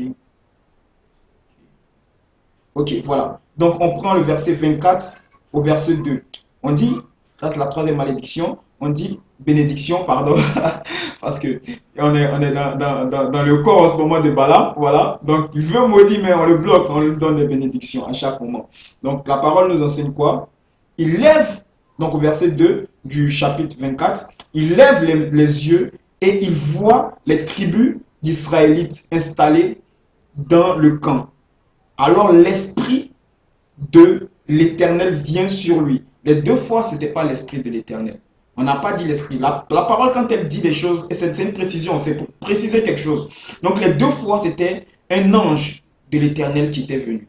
Ok, lui mettre les paroles dans la bouche. Mais là, c'est l'esprit, c'est le roi Kadosh qui est venu. C'est le roi Kadosh qui est venu. Pourquoi? Pourquoi? On va voir, on va prendre le verset, le chapitre déjà 24 au verset 1. Balaam comprend que le Yah veut absolument bénir les Israélites. Donc Israël, il ne va donc pas, comme les autres fois, chercher son inspiration dans les pratiques magiques. Mais il se tourne vers le désert. Il lève les yeux et il voit les tribus d'Israël. Donc, on a la même notion, si vous vous rappelez, de désert. Là-bas, on dit Moïse est parti au-delà du désert pour nous révéler qu'il a traversé dans sa connaissance, il a reçu les connaissances célestes à un point tel qu'il est arrivé au trône. Donc ici, quand on nous parle de désert, on nous parle du potentiel spirituel. Donc il a eu une vision de l'énergie spirituelle de ce peuple-là. Mais pourquoi tu ne me permets pas de les bénir, de les maudire? Je veux voir maintenant quel est leur potentiel spirituel. Alors quand il a vu leur potentiel spirituel, c'est l'esprit de l'Éternel même. Comme on a vu avec Moïse, là-bas, c'est la couronne. Donc ce peuple-là est protégé par la couronne. Voilà pourquoi c'est l'Esprit de l'Éternel là qui va venir sur lui-même. Parce que ce peuple-là appartient à l'Éternel. Ce n'est pas un esprit non, je peux dire du genre sous l'Éternel qui conduit ce peuple-là. C'est la propriété de l'Éternel. C'est l'énergie même de l'Éternel qui est sur eux. Voilà pourquoi le potentiel spirituel de ce peuple-là, c'est le Roi Kadosh. C'est l'Esprit Saint même. C'est lui qui les dirige. Et là, il se calme pour l'instant. Il voit que de manière physique, il ne peut pas. Et spirituelle, pardon, il ne peut pas les attaquer. Ok? Mais pourquoi l'Éternel fait ça? C'est pas injuste ou c'est juste? Ou c'est quelque chose d'injuste? On peut se dire que c'est injuste parce que le masculin, c'est l'Éternel qui établit ces forces-là. La force masculine est celle qui dirige, la force féminine est celle qui exécute ce que le dirigeant donne. Ok? Voilà. Mais pourquoi Moïse a tous les traits d'une force féminine vis-à-vis de Balak? De Balaam, pardon. Alors pourquoi là tu ne donnes pas ce que mérite Balaam? Pour savoir ça, on va voir déjà la généalogie de Moïse. Ok? Si, on va prendre rapidement, si vous prenez la parole à Genèse 11, 27 à 30, vous verrez que Abraham et Sarah, déjà, Abraham et Sarah étaient des personnes qui venaient de Mésopotamie. Ok? Voilà. Donc, ils venaient de Our, de Babylonie, qui était la zone qui sait. Donc, quand on dit la zone qui sait, la zone qui reçoit en premier la parole, voilà. Donc, c'est la zone masculine. Donc, on a le fait que Abraham et sa femme viennent de la zone masculine. Ok? Voilà. Donc, la zone qui avait l'énergie de la sagesse, de la connaissance des connaissances. Ok? Voilà. Donc, on va quand même lire. Donc, au verset 27 du chapitre 11, voici la liste des enfants des fils de Terah. Terah est le père d'Abraham, ok, de Nahor et de Aram. Aram a un fils, Lot. Aram meurt au pays où il est né, à Our en Babylonie. Mais son père est encore vivant. Abraham prend pour femme Sarai. Nahor prend pour femme Milka, la fille de Aram. Aram était aussi le père d'Iscar. Sarai n'a pas d'enfant, elle est stérile. Ok? Donc là, on nous parle un peu d'Abraham, tout et tout. Mais on nous dit que Sarah et Abraham viennent de la même zone. Donc la zone qui sait, qui est la zone de Our, Babylonie. Voilà pourquoi c'est les premiers qui vont faire les plus grands édifices sur la terre. Ok, véritablement, avec des connaissances terribles. Voilà. Les autres vont le faire après eux, bien sûr. Voilà. Quand on parle du système sexagésimal, la lecture des montres, de l'espace, tout et tout ça, ça vient de Babylonie, pour dire à quel point ils avaient la sagesse, la connaissance. Donc, on a déjà les deux patriarches qui sont Abraham et sa femme Sarah, qui viennent de la zone qui c'est donc sont des masculins, en fonction des forces. Donc là, on n'est pas dans la fonction d'apparence physique, on est dans la notion des forces. Donc là encore, on va prendre Genèse 20, 29, hein. Genèse 24 d'abord. Genèse 24 rapidement. Genèse 24 rapidement. Genèse 24 de 3 à 4. Ok. Abraham dit à son serviteur, jure-moi une chose, ok, que le Yah, le Créateur qui a fait le ciel et la terre pour mon fils, tu ne prendras pas comme femme une fille de Canaan, ok, ce pays où j'habite. Tu iras, dans verset 4, tu iras dans mon pays et dans ma famille. Là, tu choisiras une femme pour mon fils Isaac. Donc là, c'est la notion du mariage de Isaac. Ok, Abraham dit à son serviteur, il faut que tu me jures que tu ne prendras pas une femme de Canaan, ok, voilà, parce que c'est des gens qui ne respectent pas la Torah et ils n'ont pas la bonne énergie, voilà. Donc, il ne faut pas. Va dans le pays, la Mésopotamie. Donc, on va penser la plupart du temps que Abraham ne veut pas une fille de Canaan parce que, véritablement, comme je l'ai dit, ils ont une mauvaise vie, tout et tout. Mais non, c'est loin de là. Abraham a besoin que sa descendance ait l'énergie masculine. Ok? Car on va voir à quel point cette notion-là va se répéter. Donc, de la même manière que lui, il vient de Our, la zone qui sait de Babylonie, il envoie aussi son serviteur aller chercher une femme pour son fils qui est issu de lui, son union avec Sarah, ok? Donc, deux personnes qui viennent de Our, ok? Donc, de la zone qui sait, donc son fils qui a une notion masculine, ok? Donc, de la sagesse en lui, l'énergie de la sagesse. Il envoie son serviteur pour aller prendre une femme qui a l'énergie aussi de la sagesse, ok? Donc, on va rapidement voir cela dans Genèse 28 du verset 1 au verset 3. Verset 1 au verset 3, rapidement, ok. Genèse 28,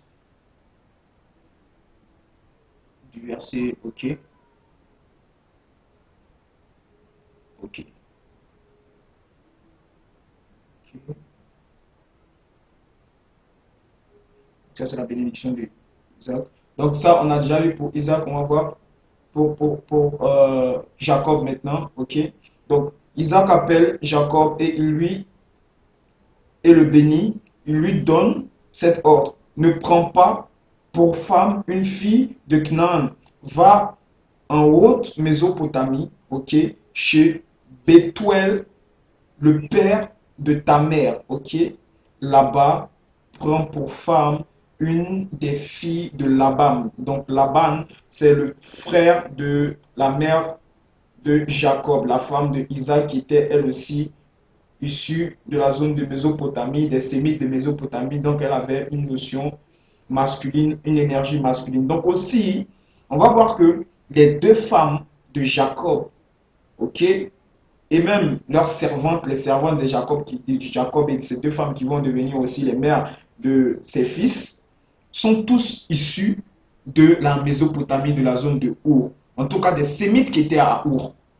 Donc, à chaque fois qu'un enfant de la lignée d'Abraham, ok, qui doit avoir, de tenir la mission adamique, doit se marier, sa force contraire doit être aussi une femme qui a l'énergie masculine. Ok, voilà. Donc, elle doit avoir la même énergie que son mari. Donc, l'énergie masculine, c'est quoi? C'est l'énergie de la, comme on a dit, de la sagesse. Et c'est eux qui dirigent, c'est eux qui sont au devant. Ok? C'est eux qui donnent l'information à ceux qui ont le discernement. Voilà pourquoi ils sont appelés ceux qui savent et les autres, ceux qui ont le discernement, sont appelés ceux qui font. Ok? Voilà. Donc, on sait que Moïse aussi va descendre de Lévi. Ok? Lévi qui est l'un des fils de Jacob, qui est lui issu de l'une de ses femmes. Ok? Il est précisément issu de Léa. Ok? Voilà. Donc, elle est aussi porteuse de l'énergie masculine, de l'énergie de la sagesse. La mère de Moïse et le père de Moïse étaient des purs lévites. C'était des purs lévites. S'il n'y avait pas, c'était pas un kémet et puis non, c'était des purs lévites. D'où le fait que l'Éternel donne la mission adamique à Moïse. Parce que Moïse est un masculin. Il est issu d'une lignée masculine, d'énergie de sagesse, d'énergie de connaissance haute. Voilà pourquoi, contrairement à son beau-père, ok, Moïse va avoir le pouvoir, la capacité d'arriver rapidement même au trône de l'Éternel. Bien sûr, ça va prendre des années, mais contrairement à son beau-père qui va l'initier même à la connaissance de l'Éternel, car quand il va venir le voir, il va dire que j'ai appris, bien sûr, ok, j'ai appris, bien sûr, que ce que l'Éternel a fait pour toi, ainsi je sais que l'Éternel est puissant. Pourquoi la parole nous parle de cela? La parole nous dit que seulement que lui, il avait un potentiel, bien sûr, mais ce potentiel-là ne lui permettait pas de voir la grandeur de l'Éternel. ok, au niveau que Moïse avait. Donc ce niveau-là même l'avait étonné, l'avait surpris. Ok? Mais on va voir encore que malgré cela, c'est lui qui va enseigner à Moïse les corbanes, donc d'offrir les sacrifices à l'Éternel, tout et tout. Voilà, sacrifice qui va permettre l'élévation aussi du peuple. Voilà. Parce que, en vérité, contrairement à ce que Balaam croit, Moïse et les Israélites sont la force masculine des nations. C'est eux qui disent aux nations et les nations font. Et lui, Balaam, qui est prophète des nations, vu qu'il est le prophète des nations, il est le féminin du masculin qui est Israël. Ok? Donc lui doit recevoir de Moïse et doit aussi aider le masculin parce que le masculin aussi a besoin de connaissance du féminin. D'où le fait que il y a des petites choses que Moïse avait pas trop dans la tête parce qu'il avait tellement de grandes choses, comme la circoncision. Pas que c'est une petite chose, mais vu ce que l'Éternel lui avait donné comme compréhension et élévation au niveau auquel il était, la circoncision était complètement sortie de sa tête. Ok, voilà. Mais son féminin, qui est sa femme, va venir faire la circoncision pour lui. Voilà aussi pourquoi l'Éternel permet que, comme femme, Moïse n'est pas une femme hébraïque. Il est une femme madianite d'abord. Parce que là, on n'est plus dans la notion de révélation du masculin, féminin, hébraïque. Mais non, on est dans l'union globale de l'humanité qui a été scindée en deux. Révélée maintenant par les deux prophètes. Un prophète pour Israël et un prophète pour les nations. Et pour révéler que le prophète des nations est le féminin du prophète d'Israël, le prophète d'Israël va avoir une femme qui est la révélation féminine, ok, aussi dans notre matérialité, à un certain niveau, bien sûr, mais là, elle va représenter véritablement le féminin de Moïse.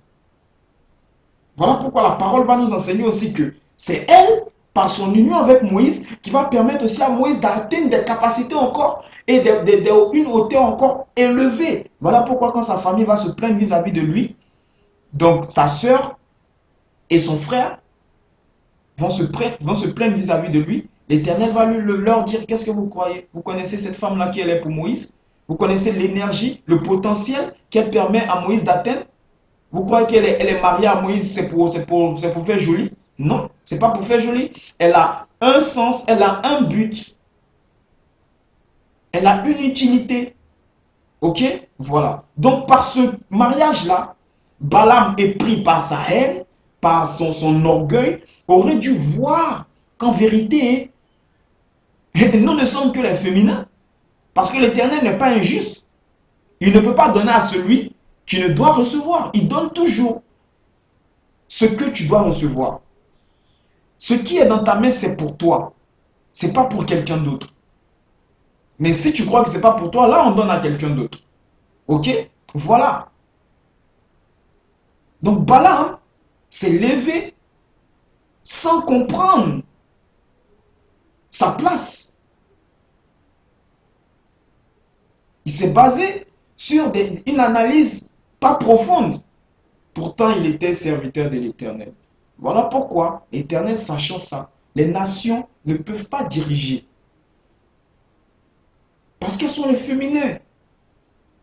La sagesse, c'est la connaissance qui est à un niveau tellement, tellement, tellement, tellement. Le discernement, c'est une connaissance aussi. Ok? Mais le discernement sert à révéler la connaissance de la sagesse. Ok? Mais le discernement ne peut pas faire le poids devant la sagesse. Voilà pourquoi celui qui détient une force féminine a besoin d'une force masculine. Le discernement a toujours besoin de la sagesse. Mais il faut savoir que c'est toujours la sagesse qui dirige et le discernement est celui qui fait. Et Balaam s'est basé sur une analyse qui était pourtant le contraire de la réalité. Ok? Et on va continuer dans la parole. On va voir même dans l'attaque de Balaam. Ok? On va prendre rapidement pour finir. Ok, donc on revient à nombre 23. Nombre 23, ok. Donc on va voir que dans les deux secondes attaques, donc contre le peuple, qui vont être des bénédictions, on va reprendre, on a la première bénédiction qui se fait au verset 41 du chapitre 22, ok? Cette bénédiction-là, elle va être conduite par Balaam. Le roi, je lis, le matin suivant, le roi Balak monte avec Balaam. Et on va voir que, donc, à la ville de Bamoth Bahal, de là, Balaam voit une partie du peuple d'Israël. Il dit alors à Balak, bâti ici. Donc c'est lui qui a vu, et il a vu une partie. Tout ça, c'est des codes pour nous enseigner des notions. Ok? Vous me donnez une minute rapidement, je vais battre.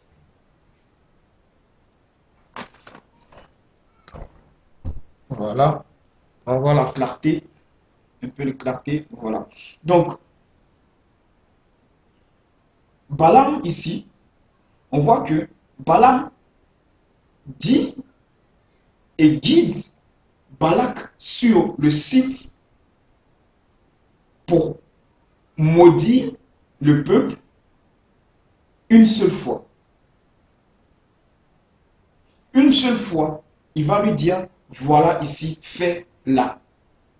Les deux autres fois, au verset 13 du chapitre 23, on dit, le roi Balak continue, viens donc avec moi à, à un autre endroit, là tu verras tous les Israélites. D'ici, tu en voyais seulement une partie. Donc ici, c'est le roi Balak qui invite maintenant le roi, le prophète Balaam. Ok? Voilà. Donc ça, on parle de la deuxième bénédiction. Ok? Qui pourtant devait être la deuxième malédiction. À la troisième bénédiction, on est au verset maintenant 27 du même chapitre 23. Le roi Balak continue, viens encore avec moi à un autre endroit. Donc on voit que à deux reprises, c'est le roi Balak qui va conduire le prophète Balaam, ok, et lui demander de faire l'acte ici. Mais à une reprise, c'est le prophète lui-même qui conduit le roi. Pourquoi? Et qu'est-ce qui se passe à cette reprise-là? Ok? On dit, le matin suivant, le roi Balaam monte avec Balak. Ok? Donc le roi Balak monte avec Balaam. Ces noms-là, ça se tord un peu dans ma bouche. À la ville de Bamoth Bahal. De là, Balaam voit une partie du peuple israélite. Il dit alors à Balak, bâti. Donc, il a vu une partie. Pourquoi la parole dit une partie? Tout ça, c'est des choses, c'est des clés. Donc, on sait que Balaam, quand il dit au roi Balak, bâti, ici, on va faire l'action de maudire. C'est ici on va faire ce qu'on doit faire. C'est face à une partie du peuple. Autour de Balak le roi, viens donc avec moi, ok? Là, tu verras tous les Israélites. Autour du roi Balaam, on voit tous les Israélites. Ok? Donc, on va partir à la troisième bénédiction. Le roi Balaam continue. Viens encore avec moi à un autre endroit. Là, l'Éternel acceptera peut-être que tu maudisses ce peuple pour moi. Il emmène Balaam au sommet du mont Péor. De là, on voit tout le désert. Ok? Tout le désert.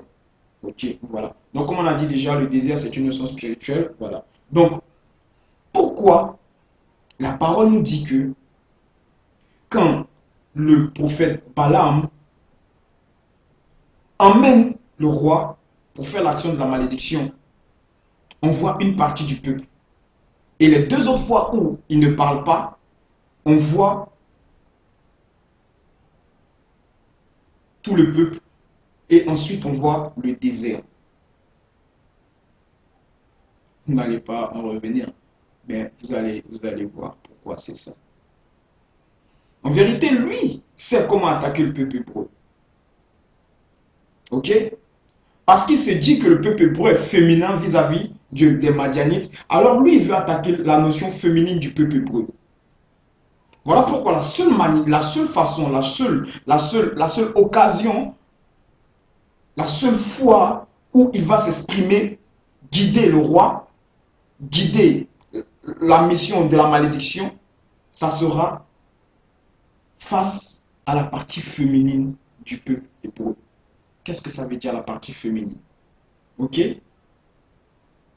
La partie féminine du peuple hébreu va être décrite par une partie du peuple.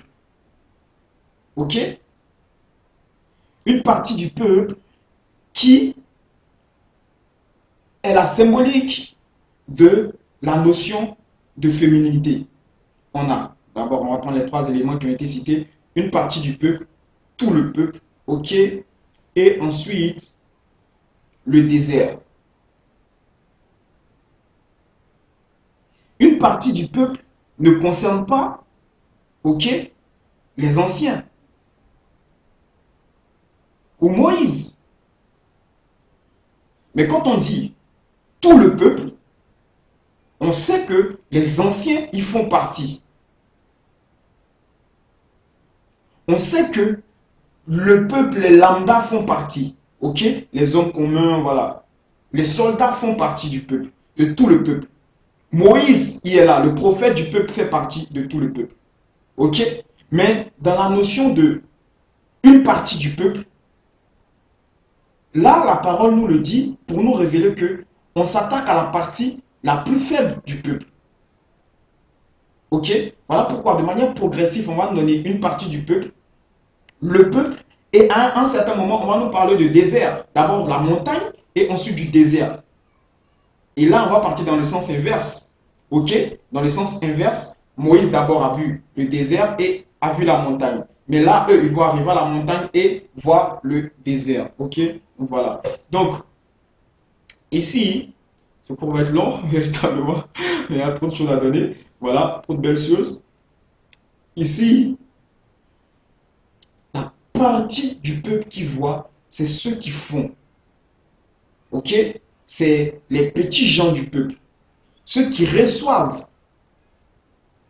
Ok? La notion. Ceux qui reçoivent l'ordre. Comme on a dit, la petite partie du peuple. Ok? La deuxième partie, c'est tout le peuple. Ok? Donc tout le potentiel humain du peuple. Et la troisième partie, le désert, c'est le potentiel spirituel. Voilà pourquoi pour voir le potentiel spirituel, eux aussi, ils sont obligés de monter sur une montagne. Ça veut dire quoi? Ça veut dire que eux aussi, de la même manière que Moïse est parti au pied de l'Éternel, eux aussi sont partis au pied de l'Éternel. En tout cas, Balaam aussi, il est allé au pied de l'Éternel.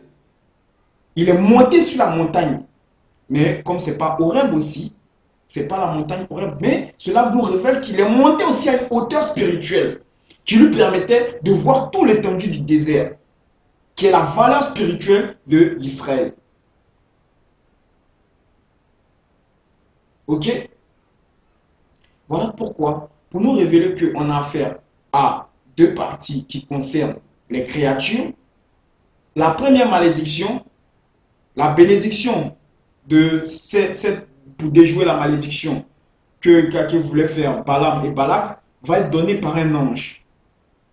À la deuxième malédiction, la bénédiction qui va venir déjouer encore la malédiction va être donnée par un ange.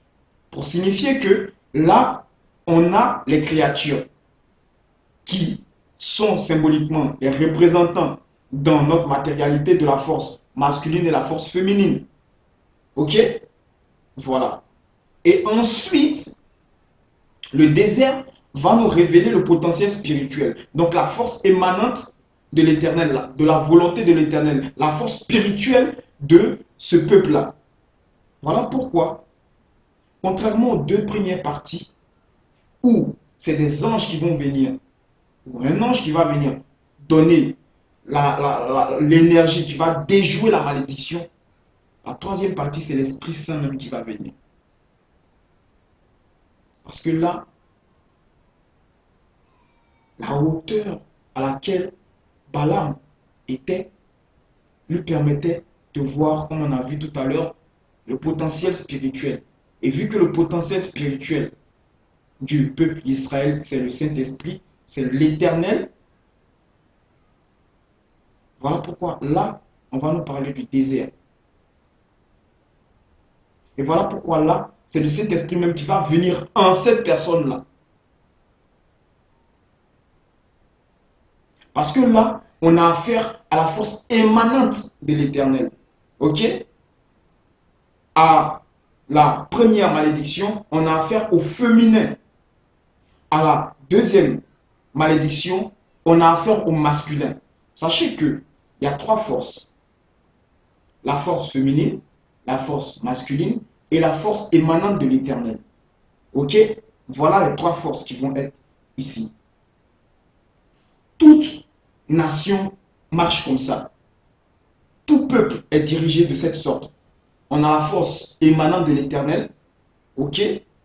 Ou des esprits qui vont, comme on dit, émanant de l'Éternel. Donc ça peut être des esprits saints ou des esprits qui ne sont pas saints.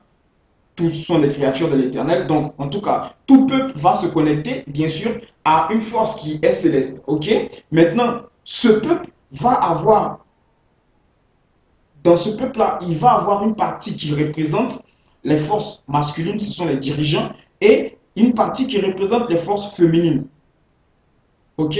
Qui sont eux, le peuple lambda, ceux qui obéissent aux ordres, ceux qui mettent en pratique les ordres du peuple. Donc voici un peu comment la parole va nous révéler cette notion-là. Maintenant, pour avoir plus de clarté, pour savoir même pourquoi, quand le prophète Balaam veut maudire le peuple, pourquoi c'est à la force féminine il s'attaque? Parce que c'est un sachant, c'est un adorateur du Seigneur. Il sait que pour atteindre le masculin, il faut atteindre le féminin. C'est comme ça le Nahash, dans Bereshit, dans Genèse, a agi. Il a fait tomber le féminin et le féminin a pu faire tomber le masculin. Alors pour faire tomber le masculin, il faut faire tomber le féminin. On a vu même dans la parole, c'est le féminin du peuple qui a fait tomber une partie du masculin, qui était Aaron, qui l'a poussé, entraîné à faire le veau d'or. Heureusement que Moshe, lui, en ce moment, se tenait dans la force émanante de l'Éternel. Donc, il était sur la montagne. Et celui qui était le représentant de la force féminine et masculine parmi le peuple, lui, il est tombé. Pourquoi? Parce que la force féminine était tombée. L'esprit faux est passé par la force féminine d'abord avant d'avoir la force masculine. Et c'est la force émanante de l'Éternel qui était Moshe parce que lui, il venait du haut, ok, de la montagne d'Oreb, qui va venir rétablir les choses. Ok? Mais à chaque moment, pour faire tomber la force masculine, il faut passer par le féminin. Alors voilà pourquoi lui, il attaque le féminin. Donc cette attaque-là, à la petite partie du peuple, la partie du peuple, c'est la Torah ici, la parole nous révèle l'attaque du féminin. Donc ici, lui, il sait que pour faire tomber le peuple d'Israël, il faut attaquer le féminin. Ok? Et comment on va avoir encore la révélation? Ça va être la conclusion de ce cours-là. Ok? Donc, pour cela, pour avoir la révélation de cette attaque-là, on va aller rapidement dans Nombre 31. Ok? Dans Nombre 31. Donc, je lis d'abord les premiers versets. Ok? Le Yah dit à Moïse, va punir les Madianites. Ok? À cause du mal qu'ils ont fait aux Israélites. Après cela, tu quitteras cette terre. Ok? Donc, si on continue, on va continuer. Alors Moïse va dire aux Hébreux d'aller punir les Madianites. Mais si on va plus haut, on voit qu'il y a eu un problème. Ok? Il y a des Moabites pourtant qui vont, elles, avoir des rapports avec des Madianites. Ok? excusez-moi, on a, voilà, on a des Moabites qui vont avoir des rapports d'abord avec des Israélites. Ok? Voilà. Donc cela, c'est dans un verset précédent. Si vous prenez, on va prendre le chapitre précédent pour révéler cette notion rapidement. Voilà. On va voir qu'après cette attaque qui va échouer, parce que l'Éternel ne va pas permettre, après les 3 reprises, on va voir que Balaam et Balak vont se séparer. Mais par la suite, on a au chapitre 25, si vous lisez le chapitre va enseigner que les femmes, donc on va lire rapidement, chapitre 25 de Nombre, les Israélites s'installent à Chittim. Là, ils vivent n'importe comment avec des femmes moabites. Ok? Donc, avec des femmes moabites. Et plus bas dans le passage, on va nous dire au verset 6, à ce moment-là, ok, l'Éternel était en colère, tout et tout, et le peuple pleurait. Donc, à ce moment-là, un Israélite arrive au milieu de ses frères avec une femme, ok, madianite, ok. Donc là, il y a l'un des fils de Éliazar, ok, Pinache précisément, ok. Donc, il va aller tuer ces derniers-là. Donc, le Israélite et le Madianite. OK? Donc, c'est de cette parole-là, ce problème-là, que l'Éternel va parler dans, dans le verset qu'on a lu tout à l'heure. Donc, le verset 1 du chapitre 31, voilà, de Nombre.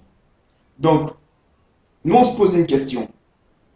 Ce problème qui va être réglé par l'Éternel de la sorte, en disant à Moïse d'aller frapper les Madianites, on voit que dans le verset 25, la parole nous dit au verset 1 que les Israélites viennent n'importe comment avec des femmes moabites. Des femmes moabites, pas madianites, moabites. Alors pourquoi c'est les Madianites qu'on va attaquer? Il n'y a qu'une seule Madianite qui est venue. La parole nous enseignait qu'il n'y a qu'une seule Madianite qui a été tuée par Éliazar. Ok? Et le fils d'Éliazar, Pinache. Ok? Une seule Madianite qui est venue pendant qu'on pleurait. Ok? Parce que le peuple vivait mal. Ok? Voilà. Donc, il y a une seule Madianite. Mais pourquoi c'est les Madianites qu'on va attaquer? Pourquoi pas les Moabites? Pourquoi? Pour cela, on continue dans le verset 31. Ok? Verset chapitre 31. On va lire au verset 7. Ok? Donc, on parle des Israélites ici, l'attaque qu'ils vont faire face aux Madianites. Ok? Ils attaquent le pays de Madian comme le Yah l'a commandé à Moïse, et ils tuent tous les hommes. Ils tuent aussi les 5 rois de Madian, Évi, Rekem, Sou, Our et Reba, avec Balaam, fils de Béor. Ils font prisonniers les femmes et les enfants de Madian. Donc ils ont tué le prophète Balaam. Ok? Voilà, on va savoir pourquoi. On va savoir pourquoi.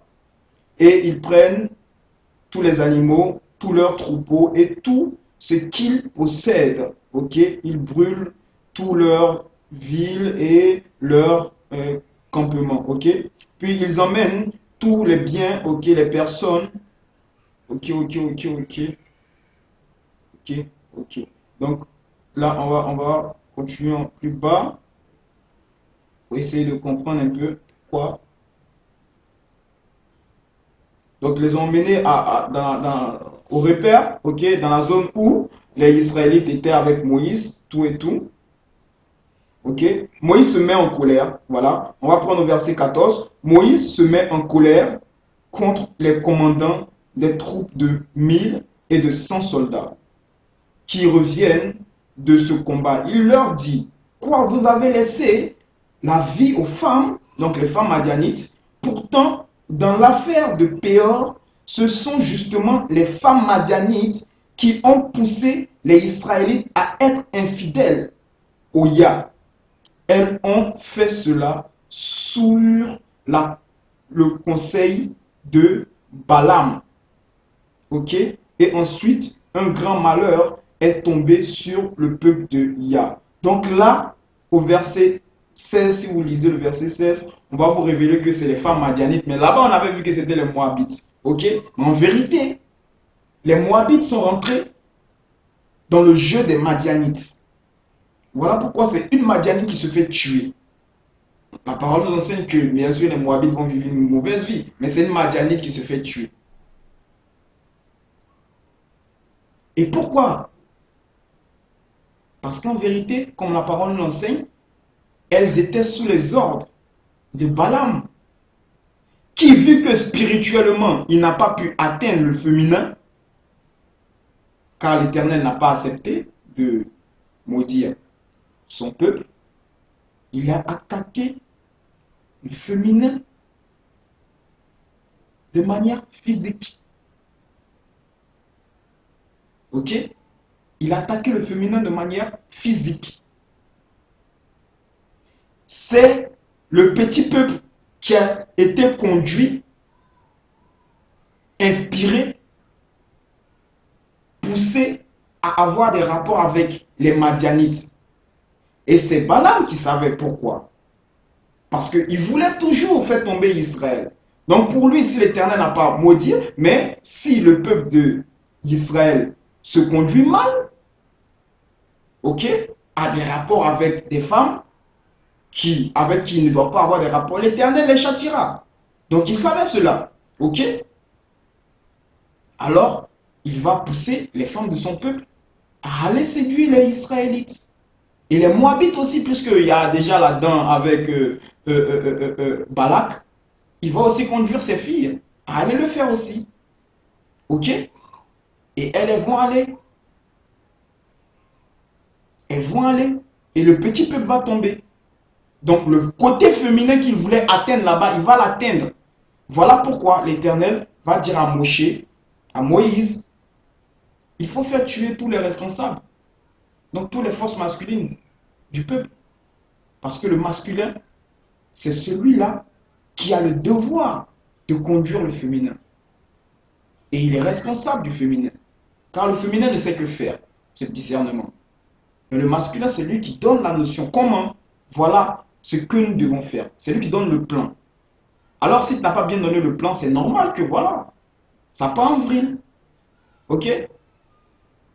Donc, on voit clairement que le prophète Balaam c'était quelqu'un de très grand, mais très grand dans le mal. Voilà, très grand dans le mal. Il n'avait pas compris sa place. L'Éternel lui avait déjà enseigné véritablement que, voilà, tu es un féminin vis-à-vis de Moshe.